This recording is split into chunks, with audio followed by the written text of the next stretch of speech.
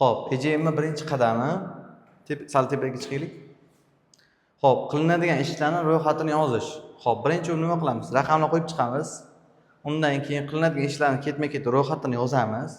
Ro'yxat yozilgandan keyin bu ishni qildi, qilmadi. Mas'ul shaxs kim? Nomer yoziladi.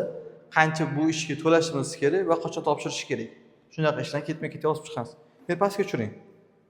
Misol uchun qilingan ishlar, misol uchun har bir xonaga elektron doska olish, buni kim qiladi? Dilshod aka biz bilan gaplashsa, outsource gaplashamiz, nomerlari. Bularga 10 million chiqazish kerak bo'ladi. Pul chiqazish bilan bular yetkazib beradi. Shunaqa. Keyingisi misol uchun soliq otchetlarini topshiradi. Ya'ni buxgalterimiz azdagi nomerlari, summasi va qaysi kuni biz berishimiz kerak. Lekin ular qachon qaysi paytlari, ya'ni kelishuvga qarab qilib beradi sizlar. Shuni shu yerda yozasizlar asosan.